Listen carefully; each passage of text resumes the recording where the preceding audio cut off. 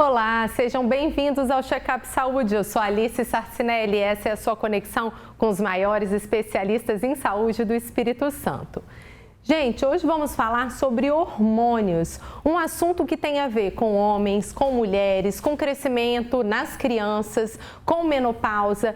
Para tirar todas as nossas dúvidas sobre esse assunto, vamos receber nossos especialistas, o ginecologista, Dr. Luiz Alberto Sobral Vieira, seja bem-vindo.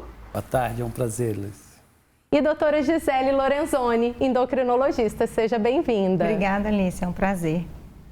Doutora, comece explicando pra gente o que são os hormônios. De uma maneira geral no nosso corpo, qual que é a função deles e quais são os principais? O hormônio, ele é uma substância que é produzido pelas glândulas do nosso corpo, que eles vão para a corrente sanguínea e dali eles vão agir nos tecidos, nos órgãos de forma específica. Então, por exemplo, alguns hormônios, os mais conhecidos, o TSH, que é o hormônio da tireoide, ele vai ser produzido, vai cair na corrente sanguínea e vai agir em determinados locais relacionados à função tiroidiana. Outro hormônio bastante conhecido, a insulina, que é o hormônio que regula a quantidade de açúcar no sangue. Muita gente não sabe que insulina é um hormônio, né? É um hormônio produzido que faz esse controle. O GH, que é o hormônio do crescimento, ele vai ser produzido para poder atuar nos tecidos para fazer o crescimento desses tecidos. Então, eles vão ser produzidos e cada um vai ter sua função específica. E aí você tem hormônios que mudam de acordo com a idade também ou de acordo com o sexo? Tem alguns hormônios que são produzidos e têm uma função diferente em diversas fases da vida. Por exemplo, um exemplo mais clássico é o GH, que na criança e no adolescente ele vai atuar de forma para que haja o crescimento dessa criança. Ele tem outras funções, só que de uma maneira geral ele vai atuar fazendo o crescimento. E no adulto, a gente continua produzindo esse hormônio em valores um pouquinho menores. À medida que a gente vai envelhecendo, esse hormônio também vai diminuindo um pouco a sua produção e sua ação. Só que ele já não vai servir mais para fazer o crescimento. Então, ele vai atuar em outras áreas e determinando outras funções que não o crescimento. E quem é que acompanha a situação hormonal de cada paciente? Desde a criança até quando a gente fica adulto, qual que é o especialista que tem um olhar ampliado sobre os hormônios? Um olhar mais generalista, um olhar mais geral, o próprio pediatra pode ter. O pediatra ele já observa algumas alterações que podem aparecer na criança e encaminhar para especialista. Então, a primeira avaliação é do clínico ou do pediatra e fazer o encaminhamento. Que inicialmente para o endocrinologista, ou endocrinologista pediátrico, de preferência, que vai fazer uma avaliação mais cuidadosa e mais apurada. E se ele precisar de um auxílio ou de um reforço para o diagnóstico, encaminhar para o ginecologista. E é por exame de sangue, doutora? Que tipo de exame que mede os hormônios? Pelo exame de sangue. São exames que aqueles mesmos colhidos em laboratórios, em que a gente faz as dosagens hormonais. Cada um vai ser solicitado de acordo com o sintoma, o sinal do paciente, mas é exame laboratorial. E o que é a regulação hormonal? A regulação hormonal, na verdade, é você deixar esses hormônios em equilíbrio. Existem situações patológicas ou fisiológicas, ou seja, doenças ou são alterações normais que acontecem de acordo com a idade e que a gente necessita deixar esses hormônios em harmonia. A gente precisa deixá-los equilibrados para que o corpo funcione normal. Então, quando a gente tem uma situação patológica, um exemplo também bem conhecido, bem comum, que é o hipotireoidismo, em que você tem uma disfunção dessa produção hormonal, você precisa tratar para colocá-los em ordem, para fazer com que eles fiquem em equilíbrio, para que aí sim o hormônio consiga fazer a sua ação de forma necessária. Mulheres que entram na menopausa e que você tem uma disfunção fisiológica, ou seja, é normal, é uma disfunção normal que acontece na mulher. Você pode fazer a reposição hormonal nessas mulheres para manter esses hormônios equilibrados, para que evitem que essas mulheres tenham alguns sintomas relacionados a essa fase. Não são todas as mulheres que podem e devem fazer isso, o doutor Sobral vai explicar mais adiante, mas é manter esses hormônios em equilíbrio para que eles consigam fazer a função que eles têm que fazer dentro do organismo. A nossa ouvinte, ela tem uma pergunta exatamente sobre a menopausa. Eu acho que quando a gente pensa em mulheres, em hormônios, a gente realmente relaciona com esse período da vida feminina. Vamos ouvir. Meu nome é Gerlene, tenho 48 anos, tenho algumas dúvidas sobre a menopausa. Uma delas é quais são os sintomas, se a gente tem que fazer o tratamento antes ou na hora que já está na menopausa, quando começa a menopausa. Eu ainda não tenho nenhum sintoma, mas se for o caso, qual será o primeiro sintoma que eu tenho que me atentar? Apesar de eu não ter a menopausa, mas eu já fiquei sem menstruar 2 meses seguidos. Eu sinto às vezes quentura no pé, às vezes tá quente, daí a pouco esfria. E eu não sei se esse sintoma é tanto que eu procurei médico e eles confirmaram que não era menopausa. E aí, doutor Sobral, quando desconfiar da menopausa, de uma pré-menopausa, né? Que talvez a gente tenha que olhar um pouquinho antes. As coisas mais clássicas é o início das alterações da menstruação, né? O que acontece primeiro é a menstruação ficar mais curta. Então, as menstruações que eram de 30 em 30 dias, 28 em 28 dias, passam a ser de 22 em 22 dias. Então, esse encurtamento do ciclo. Outro sintoma também muito importante é a onda de calor. E aí, respondendo, né, a nossa amiga do vídeo aí, a gente só inicia a reposição hormonal quando realmente ela tem sintomas específicos da menopausa para melhorar. Como a Gisele falou, nem toda paciente precisa, mas 85% das mulheres são sintomáticas da menopausa e são elegíveis para realizar, né? Podem realizar a reposição hormonal desde com acompanhamento médico, que hoje é muito bem feito pelos endocrinologistas ou pelo ginecologista. E aí, qual é o ganho que essa mulher em reposição ela vai ter, né? Se a mulher está ali em dúvida, vou aderir ao que o meu médico propôs ou não em relação... Ela às vezes tem medo de engordar, né? Tem medo de trazer alguns efeitos colaterais. Queria que o senhor explicasse um pouquinho em relação à menopausa, sobre o ganho que a paciente tem e sobre os efeitos colaterais verdadeiros dessa reposição. Até pegando esse gancho aí do ganho de peso, né? A prevenção da menopausa, vamos dizer assim, ela passa muito por você aproveitar esse momento que a paciente está preocupada, o que ela pode fazer para prevenir, para instituir hábitos saudáveis, né? Combater o cigarro, o álcool, né? E perda de peso, atividade física. Essas 4 atividades aqui são fundamentais na prevenção de um climatério muito bom. O climatério é a menopausa. É a menopausa, exatamente. Para a prevenção da saúde dela, esses 4 itens são fundamentais. Mas assim, respondendo a sua pergunta, né? Então, a onda de calor, que é um sintoma que incomoda muito, ela só melhora com hormônio. Os tratamentos naturais, algumas vezes melhora, mas a maioria só melhora realmente com hormônio. Além disso, ela tem um ganho, né? Porque mantém a pele um pouco mais com tugor melhor, com um aspecto melhor da pele, mais vigorosa, né? A vagina fica mais lubrificada, a saúde óssea dela previne a osteoporose, então tem ganhos adicionais da reposição hormonal. Não é uma coisa para colocar no filtro em casa, na água potável, né? Tem que ser usada com parcimônia, mas assim, tem vários benefícios além de combater os sintomas indiretos, como da osteoporose, melhorar a atividade sexual, melhorar a pele, melhorar a queda de cabelo, melhorar a depressão. Então, é um leque de oportunidades que a mulher tem quando ela faz uma reposição hormonal adequada, equilibrada para ela. E aí, quais são os efeitos colaterais dessa reposição mais comuns? Engorda mesmo? Não, então, o que engorda é a pizza, o macarrão, o sorvete, né?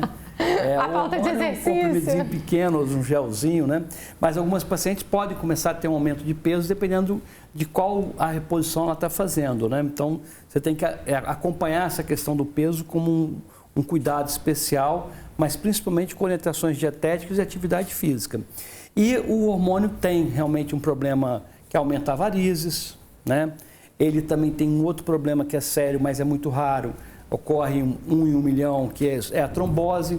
Então, as pacientes que têm algum grau ou risco de trombose, ou reconhecidamente são pacientes predispostos à trombose, devem evitar usar hormônio, né?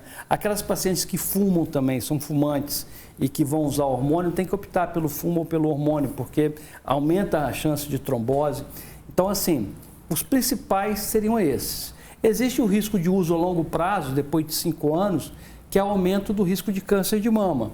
É um aumento de risco pequeno, mas que também deve ser observado. Então, uma paciente que tem uma história familiar muito importante ou que é sobrevivente de um câncer de mama, né, já teve um câncer de mama ao longo da vida, deve fazer reposição também só em casos muito necessários, balançando muito o custo-benefício, menor dose pelo menor tempo possível. Doutora, e isso é exclusividade das mulheres, perder hormônio com a idade? Os homens também perdem, também precisam de reposição? Nem todos, mas alguns sim, alguns homens vão diminuindo a produção ao longo da vida.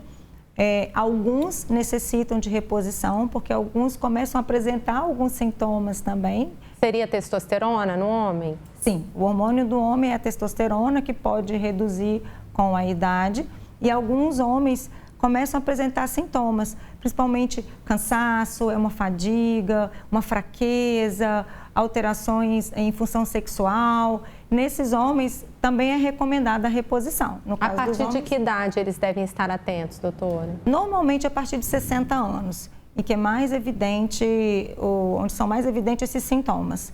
Mas pode acontecer após os 50, 55. E as mulheres, doutor, a partir de que idade? Então, a menopausa normalmente ocorre entre os 40 e os 59. Um dado interessante é a idade da mãe. 85% das mulheres entram na menopausa na mesma idade da mãe. Então, se ela souber essa informação, ela pode ter uma ideia. Mas, às vezes, você tem a menopausa precoce, antes dos 40. Então, a mulher pode começar a ter essas ondas de calor, atraso da menstruação, vagina ressecada, antes dos 40 e ser uma menopausa precoce.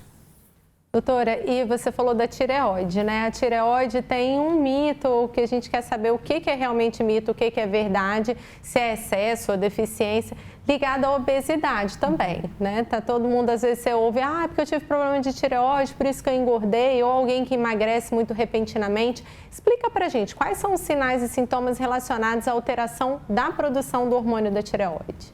A gente tem dois tipos de alteração, que é o hipotireoidismo e o hipertireoidismo. O mais comum e o mais conhecido é o hipotireoidismo, que é uma hipofunção da glândula. A tireoide ela fica um pouco mais preguiçosa em relação à produção hormonal. E aí você tem algumas queixas desses pacientes, nem todos os casos. Normalmente, os sintomas eles aparecem quando você tem uma alteração um pouco mais acentuada desses hormônios.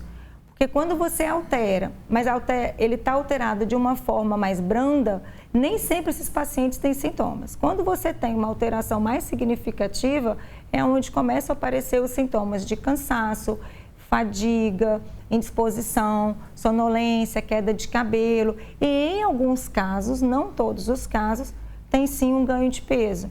Pela redução da taxa metabólica basal, o metabolismo fica mais lento, o corpo funciona mais lento. Então, esses pacientes têm uma tendência maior a ter um ganho de peso, mas quando os hormônios estão fora do normal.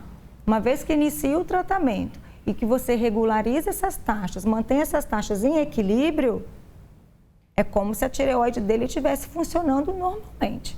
Aí não tem ganho de peso. E quando você fala, eu não emagreço porque eu tenho problema de tireoide, isso só acontece se você tem essas taxas desequilibradas. Se elas estão em equilíbrio, então, não. Ter um problema na tireoide não é a sentença para você não conseguir engordar. O caminho é tratar, repondo ou ajustando essa taxa para você conseguir o resultado que você quer de emagrecimento, por exemplo. Exatamente. E aí, associar dieta e exercício, tentar descobrir o motivo do ganho de peso, mas a tireoide não, a não ser que ela esteja fora do equilíbrio dela, seja desregulada e com alterações mais acentuadas dos hormônios.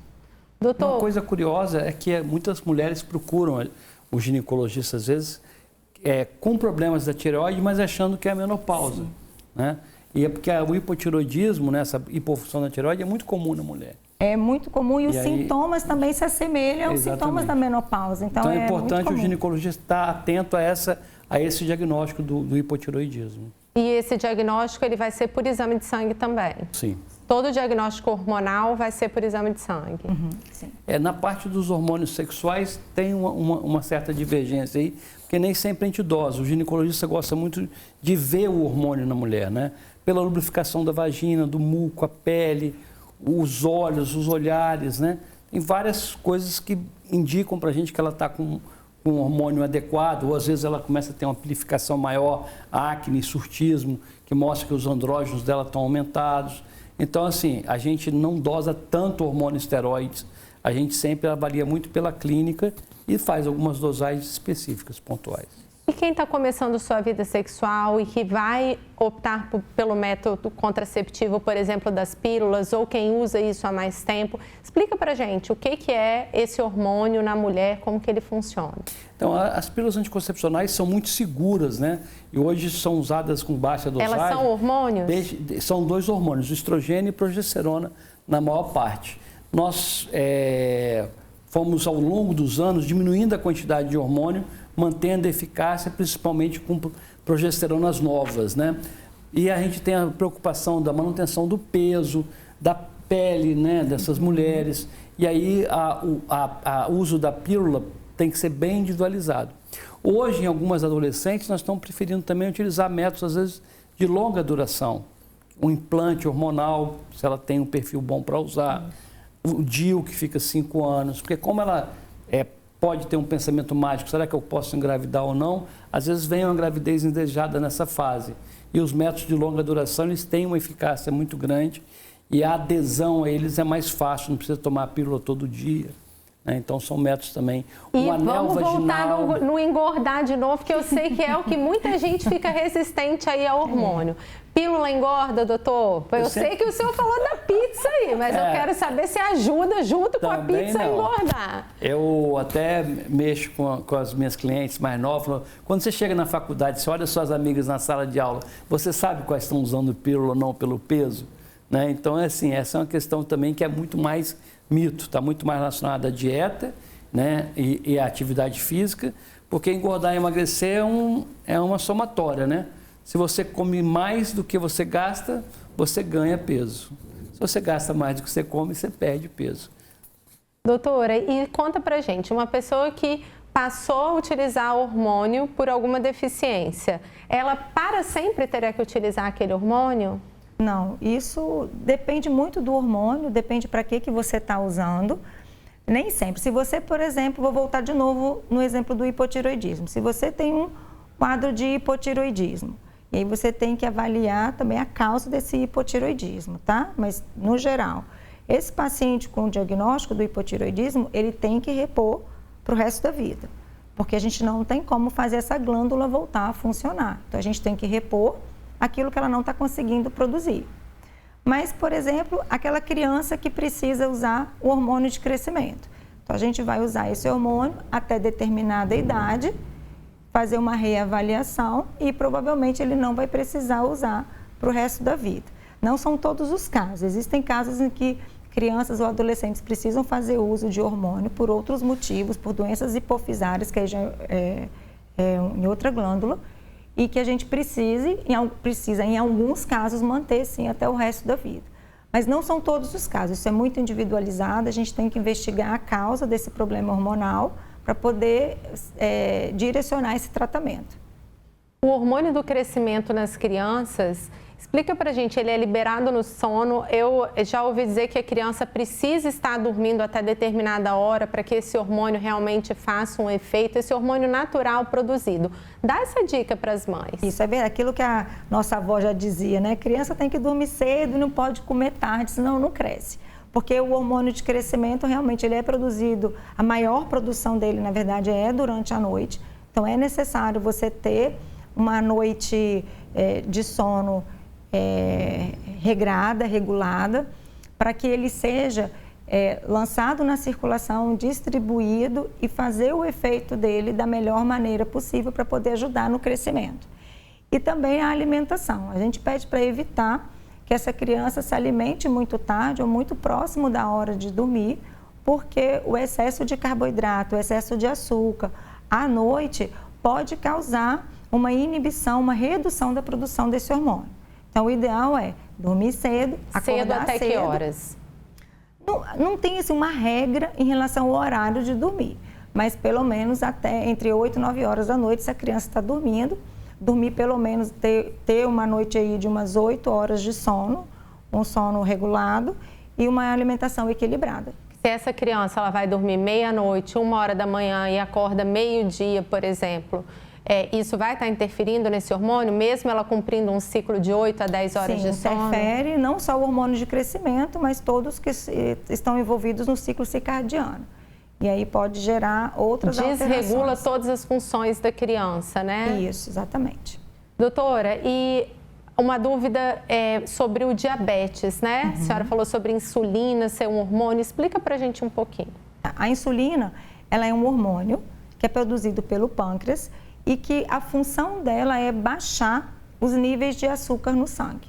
Então, quando a gente come algum alimento que contém carboidrato, seja o doce ou seja o pão, que se transforma em açúcar também, o pâncreas lança essa insulina na circulação, ela pega essa glicose e joga para dentro da célula para poder gerar energia.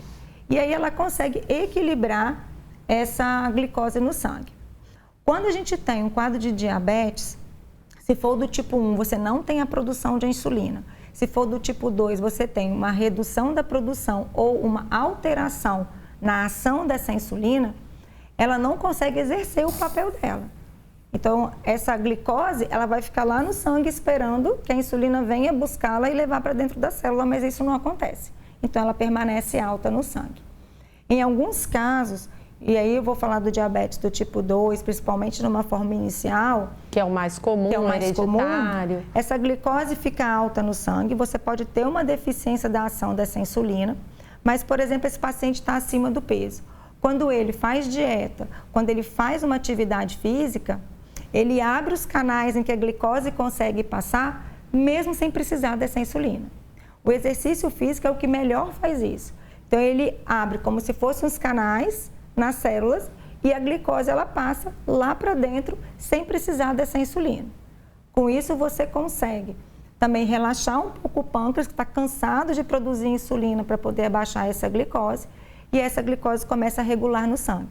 Por isso que muitos, na verdade todos os diabéticos a gente insiste muito tanto no controle alimentar quanto na atividade física, mas existem pessoas que nem precisam de medicação. Somente com exercício e alimentação, ela consegue controlar a glicose. Às vezes fica difícil para as pessoas acreditarem que o exercício tem esse poder, né, gente? Mas a gente seguidamente, durante várias semanas, traz várias questões de saúde, esses problemas, essas doenças que aparecem com a idade. Eles são muito modulados, são muito sensíveis a uma correta alimentação e ao exercício físico. Vamos ao nosso compromisso com a saúde pública. Doutora, doutor, quem quer checar os seus hormônios pelo SUS, como deve fazer? A porta de entrada ela é sempre a unidade básica de saúde, em que ela faz uma avaliação e essa pessoa tendo a indicação de usar, existem muitos hormônios que são disponibilizados pelo CRE e que eles conseguem fazer o uso e pegar pelo Estado. Pelo controle da menopausa também, doutor? Também, sendo que algumas unidades básicas têm o ginecologista, né? O especialista da endócrina é um pouco mais difícil, mas a ginecologia é uma especialidade que tem algumas unidades básicas. Mas às vezes a entrada é pela medicina da família e ela é encaminhada para um posto que tenha o ginecologista que possa estar apto a fazer essa atenção à menopausa aí. Tem alguns, só esclarecendo uma coisa, Alice, tem, por exemplo, o hipotiroidismo novamente, que é uma doença bem comum. Você não precisa do CRE para conseguir a medicação. Nos postos de saúde também você consegue. Então, você conseguindo a unidade básica de saúde, você consegue a medicação lá mesmo. Perfeito. Agradeço muito, doutor Sobral, doutora Gisele. Obrigada a você pelo convite. Obrigada por falar de um assunto de extrema importância, interessante, que é sempre cheio de dúvidas, né? Muito bom. E foi uma alegria estar aqui com duas amigas lindas, profissionais extremamente competentes, né? Sobral já é quase nosso sócio aqui. Muito obrigada, viu, Sobral? Valeu. Até semana que vem.